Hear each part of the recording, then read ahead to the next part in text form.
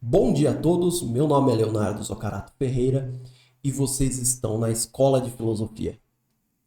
Sejam bem-vindos a mais uma aula no nosso curso sobre a história da Grécia, a aula de número 12. Quem diria, hein, gente? Quem diria? São 3 meses de curso já. Muito obrigado pelo apoio que vocês têm me dado nesse tempo todo. Na aula de hoje nós vamos falar sobre os micênicos. Então, na aula passada nós terminamos os minoicos, contamos um pouco como era o palácio de Knossos e hoje vamos começar os micênicos. A outra grande civilização que ocupou o território grego na Era do Bronze. Antes de começarmos, se você gosta do nosso conteúdo, se você aprecia as aulas, pense na possibilidade de contribuir com o canal. É muito importante que você faça isso, porque essa iniciativa ela depende da sua contribuição. Então, se você tiver interesse, a informação necessária está aqui na descrição. Ok? Então vamos começar.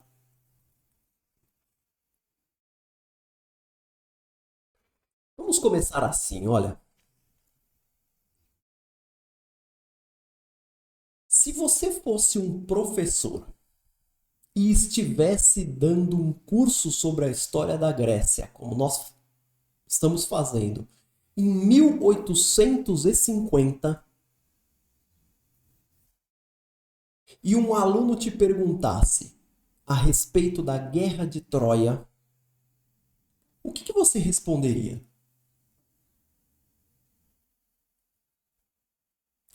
Você responderia que a Guerra de Troia se trata de um mito grego, de uma história imaginária, de uma história lendária, com heróis lendários, com acontecimentos lendários, com cidades imaginárias.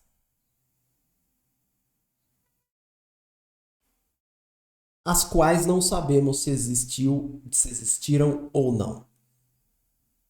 Essa seria a sua resposta. Ou seja, a Guerra de Troia é mais um dos mitos que se contavam na Grécia, assim como se conta a respeito do rapto de Europa, ou do nascimento dos deuses, ou da castração de Urano, enfim.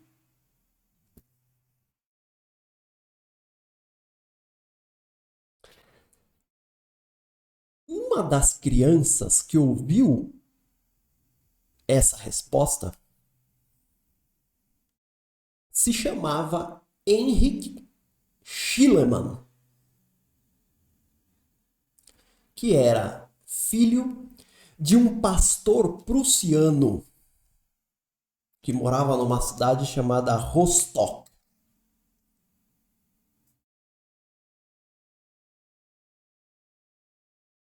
E Henrik, quando ouviu, se apaixonou pela Ilíada, aonde a Guerra de Troia é contada.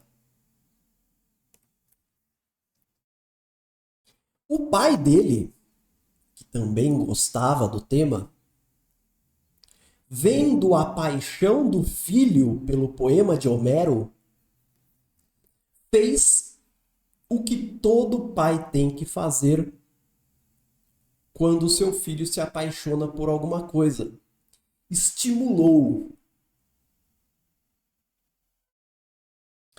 Eu não sei se na época tinha, mas ele dava bonequinhos de Aquiles pro moleque, né? Deu lá uma versão mirim da Ilíada, esse tipo de coisa, né? Estimulou a paixão.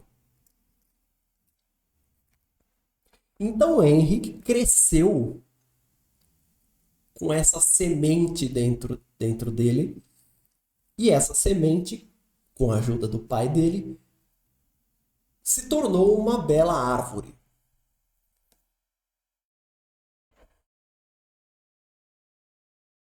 Quando Henrique cresceu, ele era um indivíduo que falava 10 línguas. Vejam vocês. E além disso, ele era um banqueiro. Um banqueiro não bancário, ele era um banqueiro. Então ele estava cheio da grana, ele era milionário. Mas ele nunca esqueceu a antiga paixão pelas antiguidades. E sobretudo pela antiguidade grega. De maneira que, quando ele tinha lá os seus 40 ou 50 anos, ele decidiu abandonar os seus negócios em busca de um sonho. Encontrar as antigas cidades perdidas. Encontrar as antigas cidades da Ilíada, mencionadas na Ilíada. E assim ele fez. Dinheiro não era problema para ele. Então ele meteu a cara. Então o que ele fez?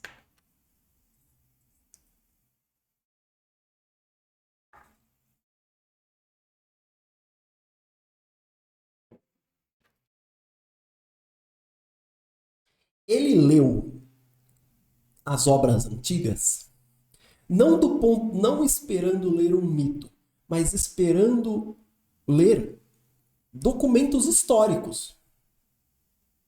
Então, por exemplo, existe um autor antigo chamado Pausanias, que era um geógrafo e que ficou viajando pela Grécia, anotando o que ele via a respeito dos lugares. Henrique conhecia a obra de Pausanias. Então ele usou a obra de Pausanias e outros tipos de relato para andar pela Grécia em busca das cidades antigas. E ele foi parar na Ásia Menor. Depois de muita conversa, depois de muitas andanças, depois de muitas pesquisas, evidentemente que ele não fez nada sozinho, tinham pessoas especializadas também o ajudando com isso. Em 1873, ele encontrou nada mais, nada menos do que as ruínas da cidade de Troia. Então, a cidade de Troia, que supostamente era uma cidade imaginária, mitológica,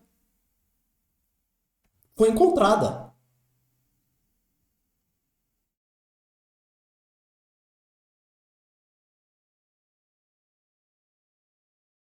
Não contente com isso, ele se perguntou, mas e o outro lado do conflito? E o lado grego, propriamente, né? Quer dizer, o lado que se opôs aos troianos. Então ele foi para a Grécia, ele foi Peloponeso, especificamente para a planície de Argos, e ele escavou a cidade de Micenas. Em 1876. Então veja que coisa bonita. Vejam vejam a força mobilizadora que uma paixão infantil pode ter num adulto. Né? Isso daí me faz lembrar daquele filme com o Leonardo DiCaprio, As Origens. em que ele vai até o subconsciente da pessoa e põe uma ideia e aquela ideia vira um monstro imaginário. É isso que aconteceu com Schliemann. Então, se o pai de Schliemann não tivesse estimulado os interesses da criança, talvez até hoje nós não saberíamos o que nós sabemos sobre Micenas e Troia. E talvez nem saberíamos que Troia existiu de fato. Não é incrível?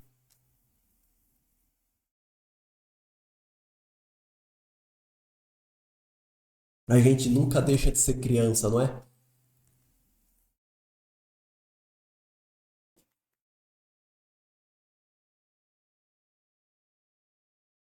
Bom, Schliemann, então, ele descobriu Micenas. Na verdade, ele escavou Micenas, porque algumas estruturas da cidade já estavam à mostra. Não é que a cidade era Troia, sim. Troia as pessoas não conheciam, mas Micenas sabiam que tinha existido. Só que ele escavou. Ele escavou Micenas. Então ele descobriu tudo aquilo. Nós vamos dar uma aula especificamente apenas sobre Micenas. Então lá nós vamos descobrir tudo o que Schliemann viu ali. E Micenas foi, digamos assim, a cidade mais importante da civilização micênica. Então vamos lá. Quem foram os micênicos?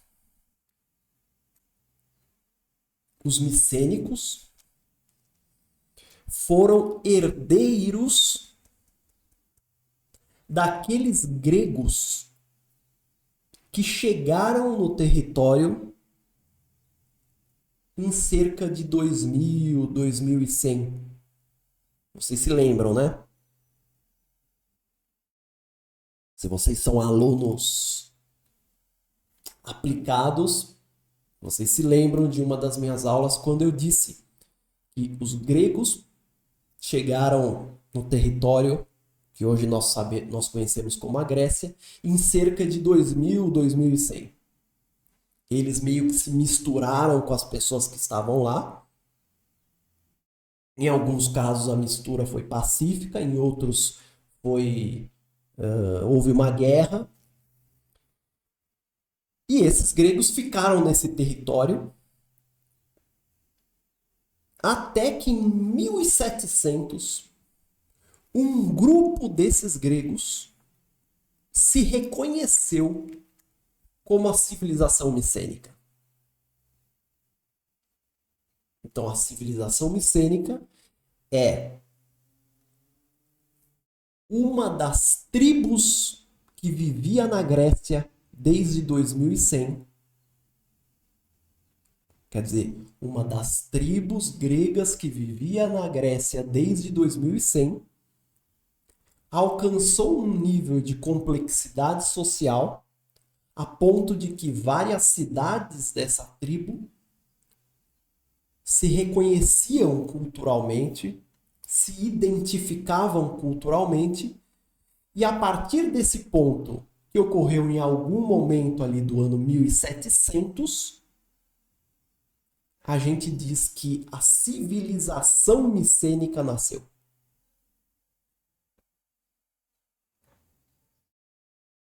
E ela existiu até por volta do ano 1200.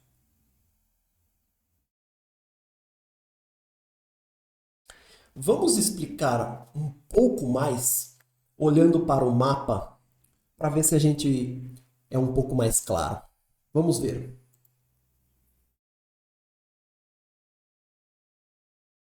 Aí. Então está aqui a nossa adorável Grécia. Então tá. Então eu acabei de falar que os gregos ocuparam o território da Grécia em 2100. Deixa eu explicar uma coisinha para vocês.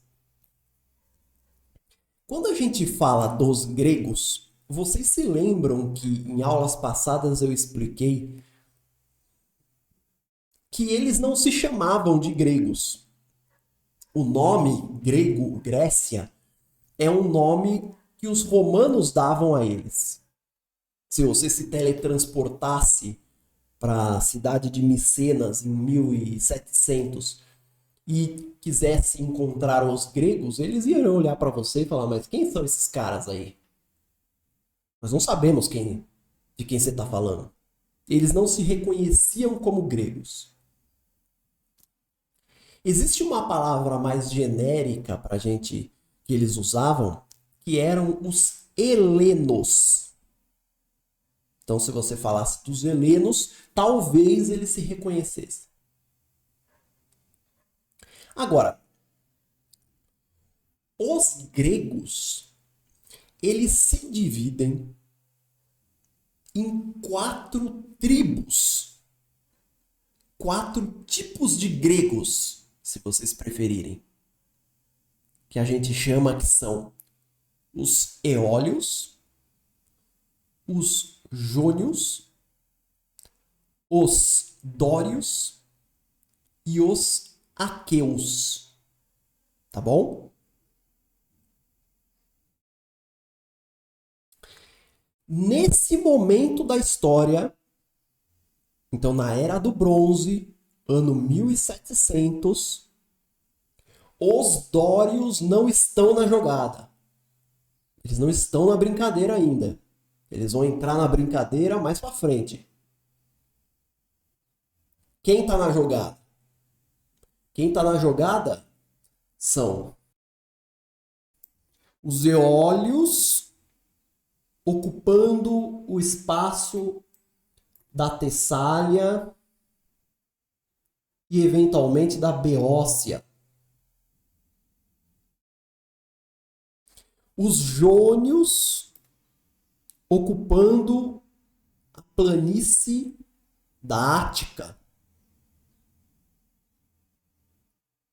E os aqueus ocupando, sobretudo, o Peloponeso.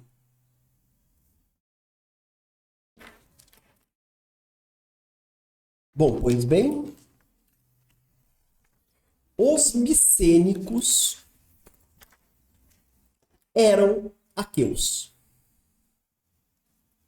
Tá bom? Então é por isso que quando você lê a Ilíada, a todo momento eles se referem como aqueus, aqueus, aqueus, aqueus. Porque os micênicos, eles eram aqueus. Certo? Então, se você fosse teletransportado lá para Micenas e falasse: olha, eu vim ver os aqueus, eles iam te receber com uma festa, iam sacrificar um touro para você, ia ser aquela coisa.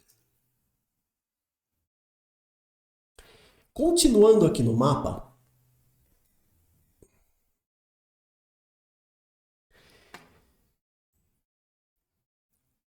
aonde estavam as principais cidades da civilização micênica? Existia uma importante cidade micênica aqui, ó, nesse local.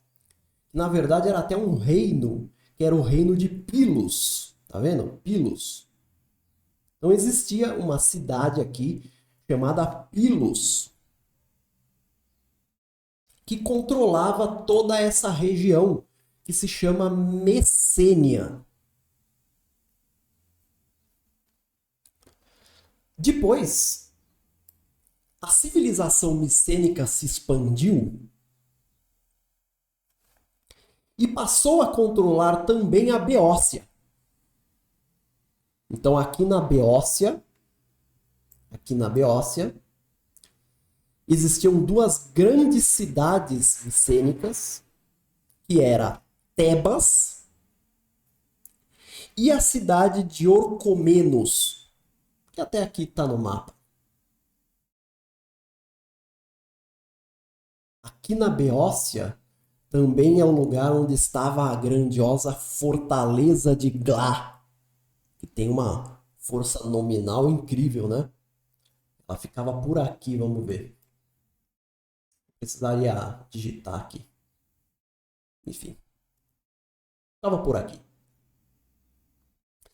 Mas o coração, o coração da civilização micênica era a planície de Argos, que estava aqui, onde havia três grandes cidades: a cidade de Argos, a cidade de Tirinto e a poderosa cidade de Micenas, que a gente pode até dar um foco aqui para vocês verem como era as ruínas da cidade de Micenas. Veja aí.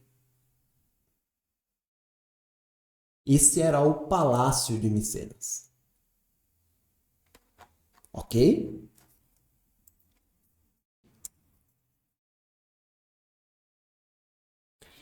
O desenvolvimento da civilização micênica, ele foi muito rápido. Foi surpreendentemente rápido. Aliás, a presença dos micênicos nesse palco chamado vida foi rápida e passageira, porque se você parar para pensar, eles entraram no palco em 1700, saíram do palco em 1200. Então nós estamos falando de 500 anos, que não é muito tempo para uma civilização. O que talvez ajude a explicar o nascimento de Micenas, ou dos micênicos como uma grande civilização, foi a influência minoica. Então, aparentemente, a exposição à cultura minoica serviu como um catalisador, serviu para acelerar o processo dessas pessoas que viviam no Peloponeso. Então, ela foi essencial para o nascimento da civilização micênica. Os minoicos foram os grandes professores dos micênicos. Então, enquanto nós estudávamos os minoicos, indiretamente nós também estávamos estudando os micênicos. Porque eles tinham muita coisa em comum. Porque os micênicos foram seus alunos.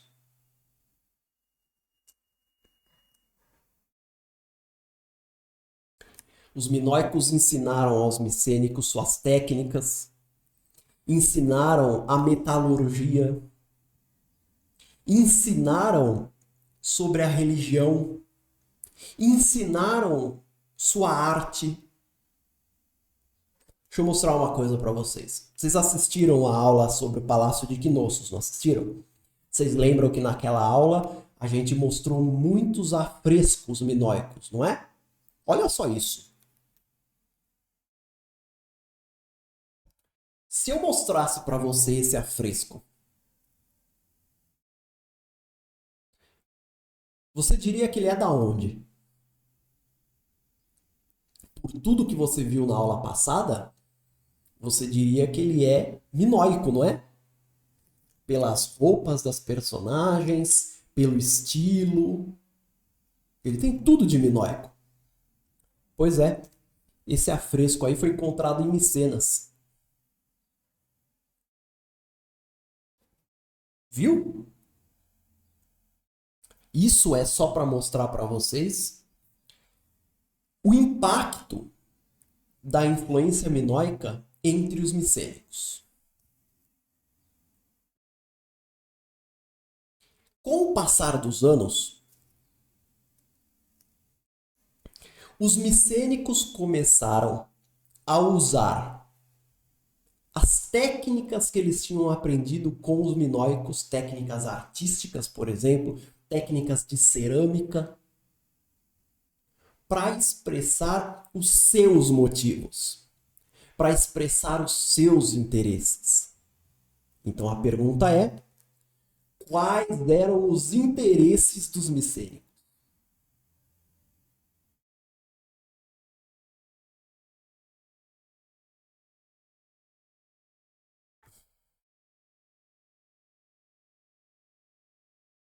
Bom, embora os micênicos tenham sido muito influenciados pelos minoicos, a sua civilização não tinha o mesmo fundamento social dos minoicos. Vocês se lembram que vocês são alunos excelentes? E o bom aluno é aquele que se lembra de tudo. O fundamento da civilização minoica era religioso. Então, por que que tinha uma galera lá que mandava? Porque eles eram os chefes do culto. E todo mundo achava que eles eram importantes por causa disso, e por causa disso eles mandavam. Esse não é o jogo dos micênicos. Os micênicos não foram, a elite micênica não foi uma elite que calcou o seu comando na religião. Eles calcaram na força militar. Em outras palavras, a elite micênica era uma elite de guerreiros, de combatentes, de lutadores. Né? Se você quiser uma definição mais esculhambada, a elite micênica era uma elite de Braddocks, né? De Chuck Norris, de guerreiros, era uma elite de guerreiros. Era uma elite que cultuava a vida da guerra.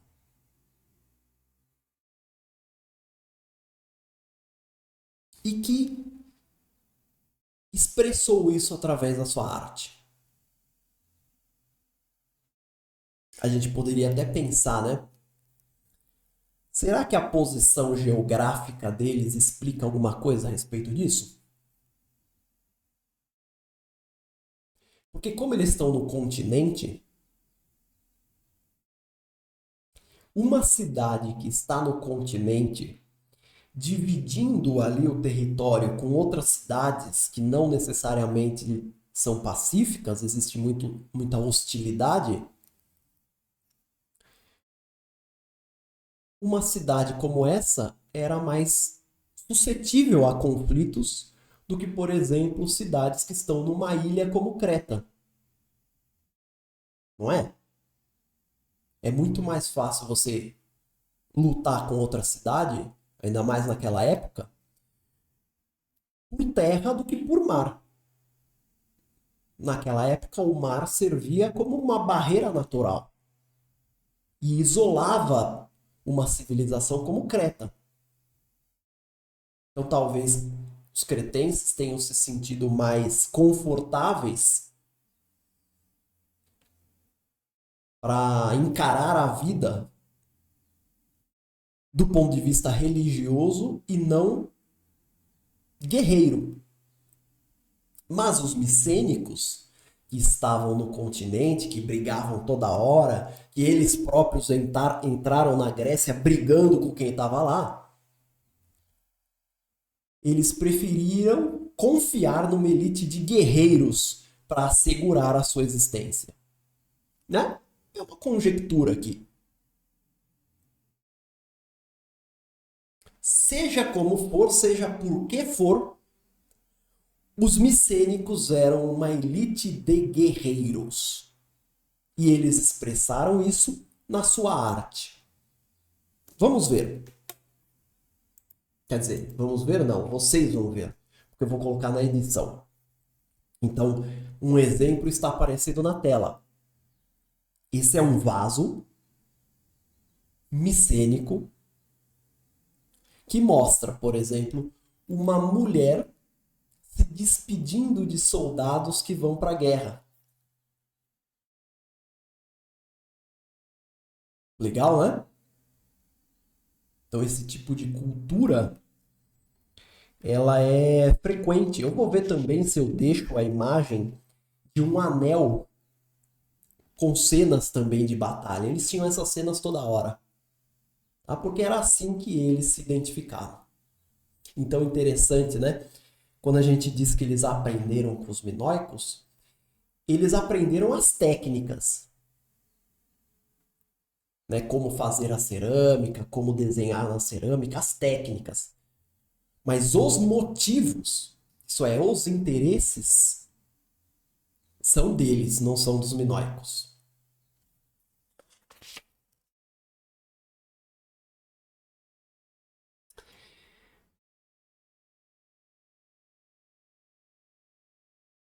Cada cidade micênica era governada por um rei. E aqui acontece um fenômeno que aconteceu em praticamente toda a história antiga da Grécia, que é um isolamento político das cidades. Então, não existe um rei da civilização micênica. Então, qual é o nome do rei mais famoso da civilização micênica? É o nosso querido Agamenon. Pois Agamenon nunca foi, nem na Guerra de Troia, nem na imaginação de Homero, e nem na história propriamente dos micênicos, ele nunca foi o rei da civilização micênica. Ele sempre foi o rei da cidade de Micena. Então, a Micenas tinha o seu rei. Pilos, que nós mostramos, tinha o seu rei, era o rei Nestor, né? Era o prolixo rei Nestor, que era aqueles velhinhos que ficam na praça conversando com todo mundo. Esse era o rei Nestor. Era o rei. Tebas tinha o seu rei. Talvez, talvez a planície de Argos tenha tido ali alguma relação de subordinação. Então, talvez Micenas, que era a cidade mais poderosa, tenha tido alguma subordinação em relação a Tirinto e Argos. Mas Tirinto e Argos também tinham os seus reis. E elas eram independentes umas das outras. Então, o reconhecimento de que todas faziam parte da mesma civilização não era um reconhecimento político, era um reconhecimento cultural. E é provável que em muitas oportunidades essas cidades tenham inclusive lutado umas com as outras, embora fossem culturalmente muito parecidas.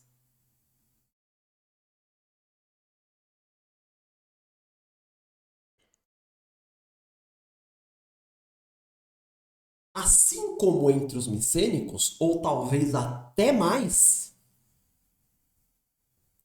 a estrutura política das cidades era extremamente centralizadora e a sociedade era profundamente desigual. O rei, por exemplo, de Micenas, o rei Agamenon, ele era o chefe do exército. Ele era o governante. Ele administrava, junto com os seus burocratas, a agricultura, a economia e a religião. Então ele era também o chefe do culto. O culto não era o fundamento do seu poder, mas ele era o chefe do culto. Então nós vamos ver na aula sobre Micenas que no gabinete do rei de Micenas tinha lá o que no meio? Tinha uma fogueira sagrada. Porque o rei de Micenas também era o cara que fazia sacrifícios e rituais para o fogo sagrado. Eu não preciso nem falar para vocês que não tinha eleição, evidentemente. O poder provavelmente era hereditário.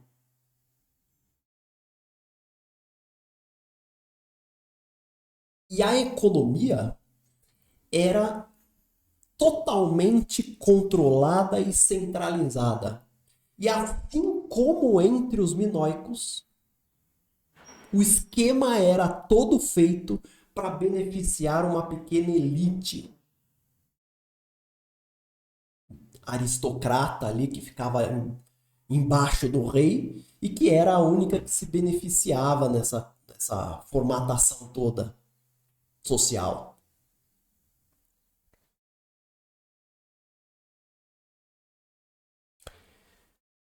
Não havia também códigos de leis.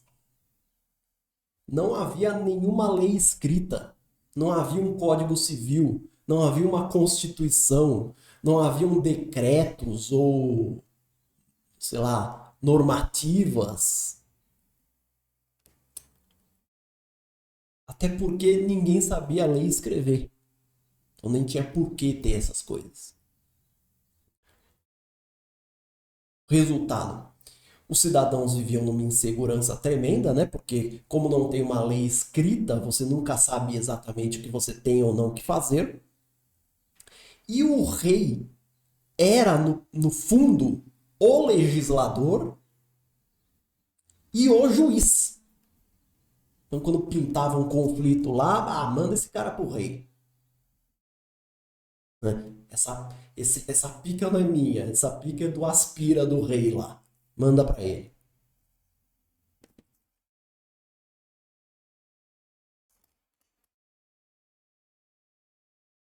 Também não haviam instâncias intermediárias ao rei. Então, por exemplo, se o rei, digamos assim, se o presidente do Brasil, isso tudo em teoria, se o presidente do Brasil faz alguma cagada, a gente tem instâncias intermediárias a quem recorrer. Então você tem um Ministério Público, você tem um parlamento, você tem a imprensa, você tem até a classe artística, não é? Você tem Tribunal de Contas. São instâncias que vão limitando, comendo o poder do presidente de um lado, de outro, etc., para garantir que um indivíduo apenas não tenha todo o poder. Nada disso existia na civilização micênica. Não tinha promotor de justiça em Micenas. E como a religião era também controlada pelo rei, a religião também acabava se tornando um instrumento dos interesses do Estado micênico.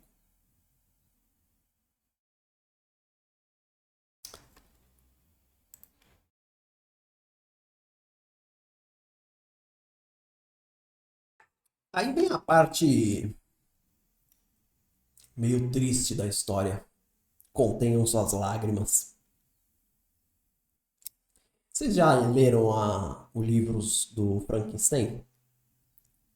A história, né? Vocês conhecem a história do Frankenstein, né? Conhecem que é uma criatura que depois ferrou o próprio criador?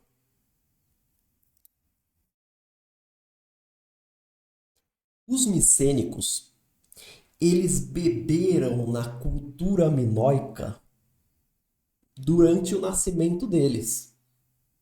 Lembra quando eu contei sobre a história de Zeus e a Amalteia? Como Zeus foi amamentado por Amalteia? Em gratidão, Deus colocou a Amalteia nas estrelas, não foi? Os micênicos não tiveram tanta gratidão assim. Em 1400, ou melhor, em 1450, os micênicos invadiram a ilha de Creta. Eles derrotaram a elite minoica destruíram todos os seus palácios e controlaram a ilha.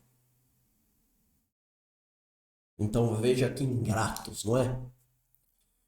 Os micênicos, depois de aprenderem com os seus professores, invadiram seus professores. Por favor, não façam a mesma coisa comigo. Eles entraram em Creta, destruíram os palácios. O único palácio que eles não destruíram foi Knossos. Eles ficaram lá ocupando Knossos. E a partir de Knossos, eles administravam a ilha. Então, a partir de 1450, quando você pega os mapas que as pessoas fazem, eles colocam Knossos como uma cidade micênica. Porque ela foi uma cidade micênica a partir de 1450. E quando os arqueólogos foram estudar Knossos, eles encontraram em Knossos um misto da cultura minoica e da cultura micênica. A esse respeito, eu gostaria de contar uma história que se encaixa aqui na narrativa como uma luva e que é muito interessante para mostrar para vocês como a mente humana funciona. Olha só que coisa incrível. Então vamos completar o nosso quebra-cabeça mitológico e vamos contar um pouco mais do que Minos estava aprontando lá no seu palácio. A história é boa, ó. Vem comigo. Eu já contei para vocês que Minos era filho de Zeus com Europa. E que Zeus teve Minos assim em circunstâncias gloriosas, não? Ele sequestrou a Europa disfarçado de boi. É isso aí, o poderoso Zeus se disfarçou de boi. Eu contei para vocês que na verdade é touro, né? Ele era um touro branco, mas eu falo boi para esculhambar mesmo. E depois ele levou a Europa numa imaculada moita em Creta, copulou com ela e nasceu Minos.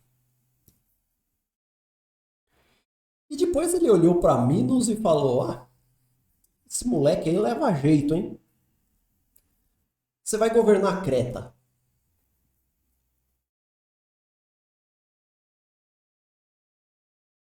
Então Minos estava lá, né, em Creta. Minos teve um filho, um moleque chamado Androgeu. Desculpe.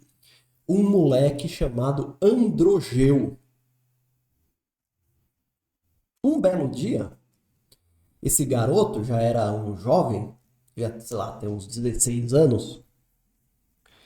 Ele decidiu viajar para Atenas para participar de uma competição atlética. Era comum isso na época da narrativa.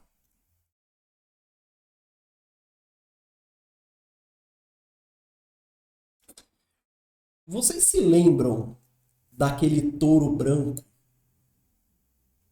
que foi trazido por Poseidon para Minos sacrificar e Minos não sacrificou, e isso desenrolou a história de Pasífae com o touro e com Dédalo, etc. Vocês se lembram disso, né? Esse touro ainda estava lá, em Creta. Só que eu não sei por que cargas d'água, qualquer dia eu conto essa história. Hércules, o herói Hércules, sequestrou o touro e levou para o continente. E chegando no continente, ele largou o touro lá em algum canto, e esse touro foi parar na planície da Ática, onde estava acontecendo a competição. Por que que Hércules fez isso? Eu sei lá por quê. Porque é mitologia grega. Os caras não explicam, não precisam explicar por quê. E quando explica não convence ninguém. Então vamos simplesmente acreditar. Parece que Hércules levou esse touro aí para Argos, tal, e o touro depois andou, não sei se um deus trabalhou aí nesse sentido, mas o touro acabou andando de Argos até a Ática. Pronto. E ficou lá. E eu não sei se o touro tava com a pá virada, se deram, sei lá, bulinaram o touro. Eu não sei o que aconteceu. Eu sei que o touro ficou muito puto com todo mundo lá e começou a atazanar todo mundo na planície. Dar coice em todo mundo e tal. Então foi aquela bagunça. Né? O touro pulava, dava chifrada em geral. Então começou. Tiveram até que parar a competição atlética porque começou todo mundo a ter que lidar com aquele touro. E um dos caras que foi tentar acalmar, apaziguar o touro foi o Androgeu.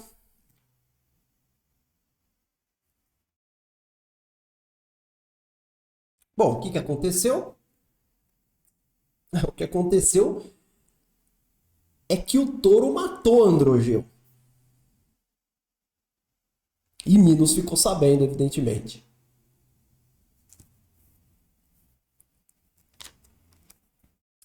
Eu tenho que dizer para vocês que essa é a versão que os atenienses contam, tá? Deixa eu contar um segredinho para vocês aqui, ó. Chega mais perto. Só a gente vai ouvir. Contam as más línguas que na verdade não foi o touro, foi os próprios atenienses que mataram Androgeu. Porque eles suspeitavam que Androgeu estava organizando uma revolta contra o rei, mataram ele e depois inventaram esse conversa fiada do touro aqui. Então, professor, e você? O que, que você acha? Sei lá. Eu acho a história do touro mais legal. Bom, e Minos? Minos evidentemente não acreditou nos atenienses. E o que, que ele fez? Ele foi chorar pro pai. O pai dele era Zeus. Então ele foi falar lá com Zeus. Falou, ah, mataram meu filho, né? Sei que aqueles caras lá. E Zeus comprou barulho do filho. E como vingança, Zeus, eu não sei se ele teve que conversar com Poseidon a respeito disso, provavelmente sim, mas Zeus assolou Atenas com uma série de terremotos. De tal maneira, o que, que acontece quando um terremoto abala a sua cidade? O que, que um grego faz? Primeira coisa, meu, tem terremoto? Vai alguém aí no oráculo pra gente saber que Deus tá puto com a gente. Eles então mandaram alguém até o oráculo de Delfos. E aí os atenienses descobriram o que, que eles precisavam fazer. O que, que vocês precisam fazer? Vocês precisam enviar a Creta como uma espécie de compensação 7 rapazes e 7 moças que serão devorados pelo Minotauro do labirinto.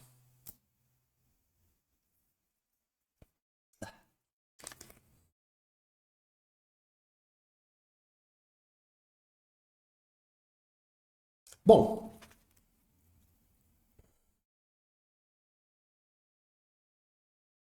O rei de Atenas, um, um colega chamado Egeu, né, um campeão chamado Egeu, ele tinha um filho, o ilustre Teseu. E Teseu, quando ficou sabendo disso, para mostrar como ele era corajoso, como ele era um defensor das famílias atenienses, né? Ele se prontificou para ser um dos garotos. E ele foi. Então eles pegaram lá 7 rapazes, 7 moças. Parece que Teseu foi até o líder dessa comitiva aí. E ele foi para Creta.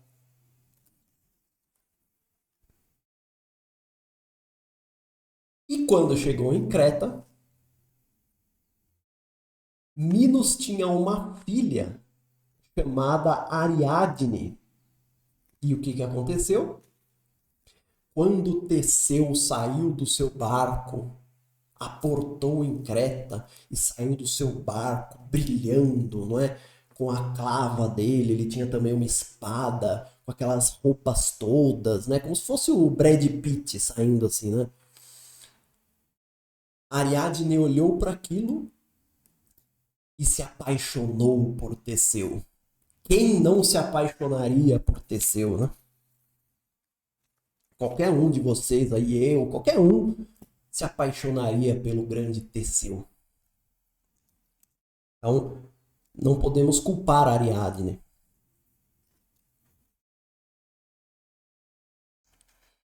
Teseu ia até o labirinto.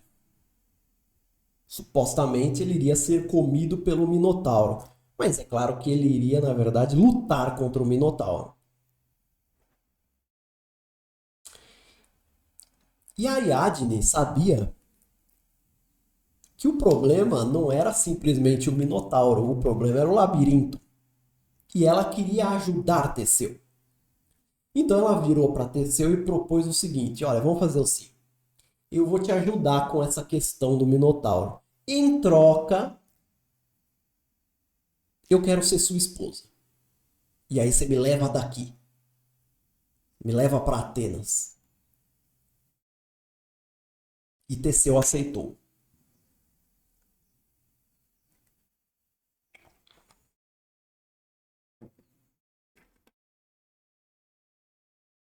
Próximo passo. Ariadne pediu auxílio. Para quem? Para o nosso amigo Dédalos. Dédalos, aquele que não... Se Dédalos tivesse um epíteto, seria Dédalos, aquele que não consegue ficar longe de confusão. Dédalos imaginou um novelo de lã, deu na mão de Ariadne, Ariadne deu na mão de Teseu, e com esse novelo, ele conseguiu andar pelo labirinto, encontrar o Minotauro, com a sua famosa clava, ou às vezes algumas representações mostram ele com uma espada. Ele derrotou o Minotauro e depois, usando a linha do novelo, ele saiu do Minotauro em glória. Ele saiu do labirinto em glória. Uma sugestão. É um parênteses aqui. Existe um conto. Se eu lembrar, eu ponho na descrição. Provavelmente eu não vou lembrar. Se vocês quiserem me deixar um comentário lembrando, eu agradeço. Existe um conto de José Luiz Borges, um grande escritor argentino, chamado A Casa de Asterion, porque Asterion era o nome do Minotauro. E esse conto, ele narra essa história do ponto de vista do Minotauro. É como se o Minotauro falando assim, pô, eu tô quietinho aqui, vem os caras, eu só quero ver gente. Só quero poder conviver porque eu vivo sozinho aqui dentro desse labirinto. Tudo que eu quero é poder conversar com alguém e aí de repente vem um cara aqui me matar, né? Tipo uma coisa dessa.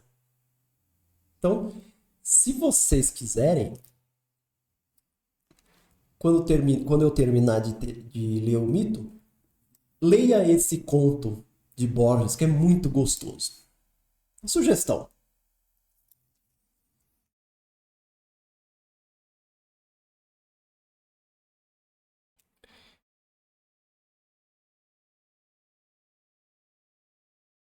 Depois que Teseu derrotou o Minotauro, aí acontece aquelas cenas de Hollywood, né?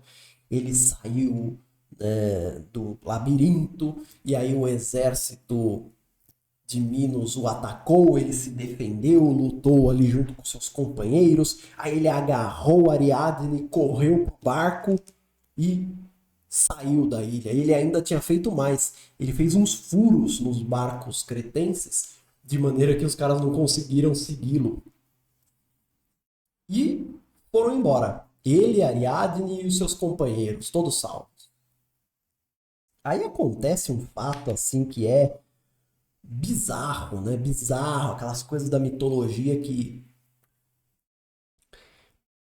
vocês perguntam assim, professor, então Teseu e Ariadne viveram felizes para sempre em Atenas, não é? Não é. Teseu fez uma cachorrada com Ariadne. Olha só. No caminho para Atenas, eles decidiram parar numa ilha chamada Naxos. E aí eles acamparam em Naxos, uma ilha paradisíaca, né? Aquelas praias lindas, água transparente, até parece que tinha mergulho também, tinha lá uns guias que mergulhavam, tá?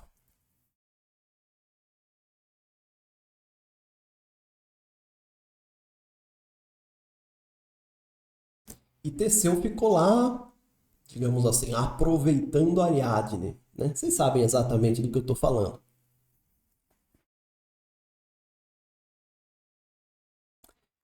Depois de uns dias, Teseu meio que se cansou de Ariadne. Só um minutinho.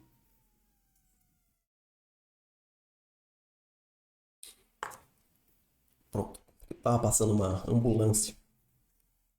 Depois de uns dias, Teseu meio que se cansou de Ariadne. O que ele fez? Ele simplesmente largou a moça lá e foi embora. Tem cabimento? É isso aí. O herói ateniense, o exemplo da juventude de Atenas, largou a moça. Então a coisa é assim. Ela estava dentro da tenda lá, né? E aí um belo dia ela acordou na areia, não tinha mais tenda, não tinha mais barco, não tinha mais porcaria nenhuma. Enquanto ela estava dormindo, os caras pegaram tudo, desarmaram a tenda e foram embora e largaram ela lá. Dá pra acreditar? Esse era o herói ateniense. Como se não bastasse, algum tempo depois, Teseu ainda se casou com a irmã de Ariadne, uma moça chamada Fedra.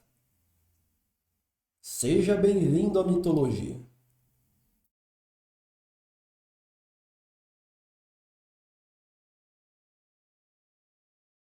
Agora, eu sei que vocês, mulheres que assistem às aulas, estão aí cheias de rancor contra Teseu e de piedade em favor de Ariadne. Então eu vou dar boas notícias para vocês. A primeira é que a Ariadne, ela fez que nem o Capitão Nascimento. Ela caiu para cima. Por quê? Porque ela estava largada nessa ilha. Aí ela estava ali ajoelhada na areia, chorando. Quando aparece um bêbado e começa a consolá-la. Então ela põe a cabeça no ombro do bêbado e o bêbado tá lá falando aquelas, não fica assim, falando aquelas coisas que todo bêbado fala. Só que esse bêbado era nada mais, nada menos do que o deus Dionísio, o deus do vinho. E pasme, Dionísio nesse papo se apaixonou por Ariadne e se casou com ela. Eu não sei se Ariadne gostava mesmo dele ou não, ele era o deus do vinho, né? Mas a gente nunca sabe se gostava mesmo dele ou se ele se aproveitou ali da fragilidade emocional dela. Mas o fato é que os dois se casaram e, para surpresa de todos, isso sim é surpreendente, aparentemente Dionísio foi até muito correto com ela, porque até deu uma coroa para ela, se casou com ela, teve filhos com ela, deu uma coroa forjada por Hefesto para ela. Não sei se ele se manteve assim, mas ele fez tudo isso. Então a Ariadne, no final das contas, caiu para cima, porque ela acabou trocando o príncipe de Atenas pelo deus do vinho. Não tá bom? Eu não sei se eu não sei se ele seria fiel, mas vinho não ia faltar. Nem festa, nem dança.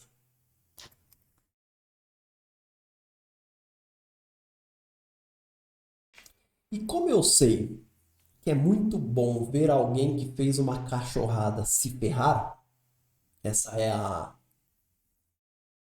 um instinto de todos os humanos. Teseu subiu para baixo. Teseu subiu para baixo. Ariadne caiu para cima. E Teseu subiu para baixo. Teseu saiu da ilha de Naxos todo gostosão, né? Todo orgulhoso daquilo que tinha feito com Ariadne. E ele ficou tão orgulhoso que ele esqueceu de um pedido que o pai dele tinha feito a ele. Que assim, quando eles tinham saído para ir para Creta, o pai dele estava todo aflito, né? E disse assim: Olha, filho, se der tudo certo, se você estiver bem quando você estiver voltando, estende aí uma vela branca quando você estiver chegando na cidade. Porque aí eu vejo a vela e já sei que está tudo bem.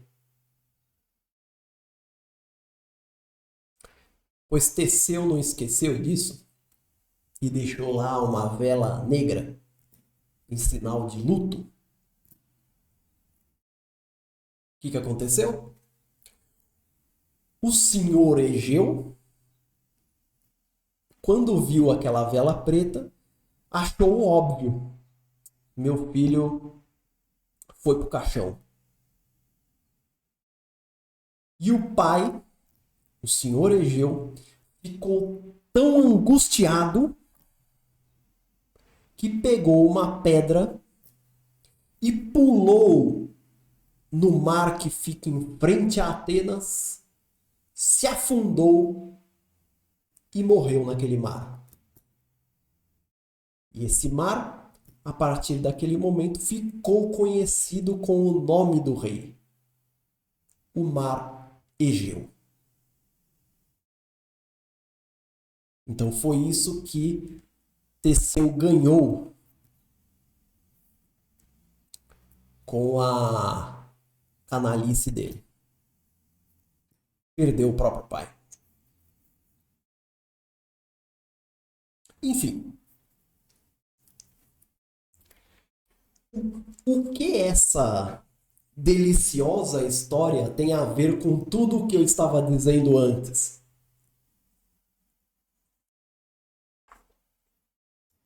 Veja só. Perguntinha. Seria este mito uma reminiscência da vitória militar dos micênicos contra os minoicos?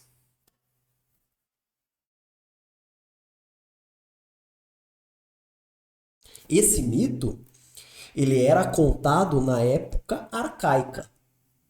A gente não sabe se ele já circulava no período micênico. Talvez até circulasse, mas não com a versão de Atenas, porque Atenas não era uma cidade importante. Ela já existia, ela era um lugar ali relevante, mas ela não era a principal cidade da civilização micênica. Mas a pergunta é: será que quando, na época arcaica, os gregos ouviam a respeito dessa história, será que eles não estavam evocando uma lembrança de um fato longínquo que tinha de alguma forma sobrevivido nas suas tradições? Por quê? Porque da mesma forma como Teseu, um habitante do continente grego, invadiu a ilha de Creta, entrou no no labirinto do Minotauro, que podia muito bem ser o palácio de Knossos, e derrotou o habitante, que era o Minotauro. Da mesma forma, os micênicos invadiram Creta e derrotaram seus habitantes.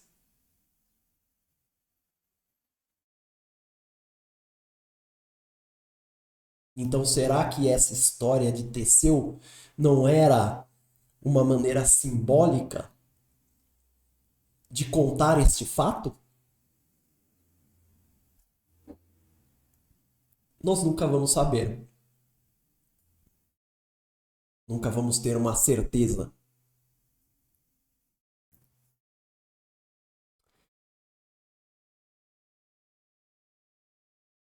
Como?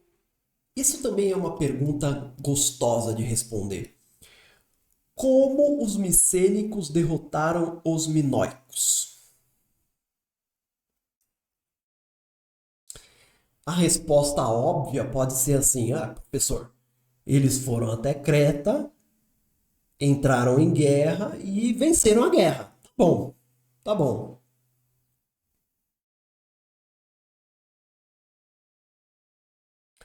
Mas os minoicos também não eram para qualquer um.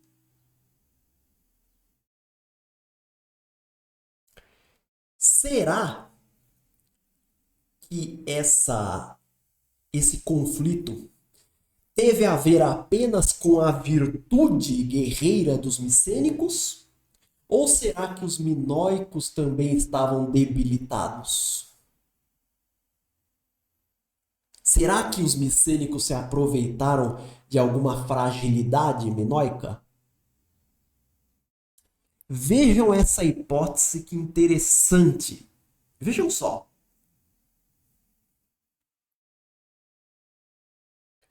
Uma das respostas conecta a erupção de Tera ao fundamento social da vida minoica. Vamos explicar. Primeiro ponto. Vocês já sabem, se vocês assistem às minhas aulas, que por volta do ano 1600, um vulcão chamado Tera, um vulcão situado na ilha de Tera, entrou em erupção. A gente sabe também que essa foi uma enorme explosão que deformou, inclusive, a ilha de Thera e que teria sido tão grande que teria provocado tsunamis que chegaram até a ilha de Creta e invadiram a ilha de Creta, provocando grande destruição. Tá? Essa é a primeira informação. Segunda informação que vocês também conhecem. O fundamento da legitimidade da elite minoica era religioso. Então as pessoas respeitavam a elite porque acreditavam que ela conversava com os deuses, que ela intermediava a relação, que ela tinha boas relações com os deuses. Não é para usar uma palavra da moda, ela tinha bom trânsito com os deuses. Então nós temos esses dois fatos. A hipótese aqui é a seguinte.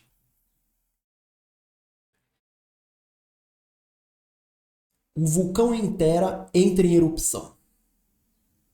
A isso se segue uma grande destruição, não apenas na ilha de Thera, mas em Creta. Quando a população percebeu isso, a população perdeu a confiança que ela tinha na sua elite. Então as pessoas talvez começaram a dizer assim, pô, esses caras aí que estão no poder, no final das contas, eles não estão conversando muito bem com os deuses não, hein? Os deuses estão castigando a gente. Acho que tá na hora de mudar, hein? Então talvez os efeitos materiais, houve os efeitos morais da explosão de Thera, mas vamos voltar. Houve os efeitos materiais da erupção de Thera, mas talvez os efeitos morais foram piores, porque a população perdeu a confiança na sua elite, na capacidade da sua elite de conversar com os deuses. E talvez isso tenha motivado uma série de revoltas na ilha que enfraqueceram, em geral, a sociedade minoica. E no meio disso tudo, talvez os micênicos tenham olhado e falado: vamos aproveitar? E aí, enquanto os minoicos estavam brigando entre si, os micênicos invadiram a ilha.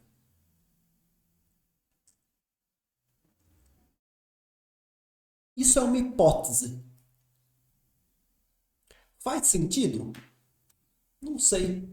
Eu fiz questão de contar em aula essa hipótese só para mostrar para vocês, porque é uma narrativa muito diferente, né? Muito interessante. Só que o problema são as datas. O problema é encaixar com as datas. Por quê? Porque a explosão de Thera, nós não sabemos exatamente quando ela aconteceu, mas ela na hipótese mais... ela aconteceu no máximo em 1600, pronto. Essa foi a data mais recente que ela deve ter acontecido. Ela pode ter acontecido em 1680, 1670. Ela aconteceu em algum ponto do século 17 a.C. Então ela aconteceu entre 1600 a 1700. Pronto. E os micênicos entraram em Creta em 1450, ou seja, 150 anos depois. Então as datas não encaixam. Né? Como assim? Quer dizer que a população se revoltou em 1600, passou 150 anos revoltada e em 1450 os micênicos se aproveitaram? Não encaixa muito. Então, no final das contas, a gente não sabe dizer se a conquista de Creta foi apenas mérito micênico ou se teve também deméritos minoicos. Existe essa hipótese, existem outras, existem aquelas hipóteses tradicionais, né, do tipo, Creta foi tomada por terremotos, e aí depois vieram os micênicos, sempre tem o papo do terremoto. Mas existe também essa hipótese da perda de confiança. A gente não sabe a resposta correta. O fato que nós sabemos é que os micênicos entraram em Creta em 1450. E depois que eles saíram de Creta em 1375. Tudo datas aproximadas, tá, gente? Datas aproximadas. Então eles entraram em Creta, ficaram lá uns 75, 100 anos e depois saíram. Abandonaram o palácio de Knossos e destruíram tudo. Ou simplesmente abandonaram. Por que eles saíram? A gente também não sabe.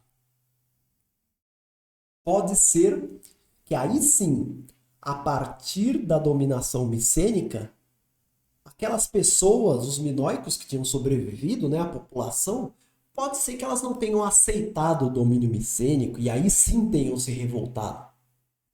Pode ser. E aí os micênicos chegaram numa situação em que estava tão custosa a permanência ali que eles simplesmente largaram a mão. Pode ser que os micênicos tinham preocupações maiores. Porque nós vamos estudar depois que em 1200 existe um grande colapso de toda a Era do Bronze.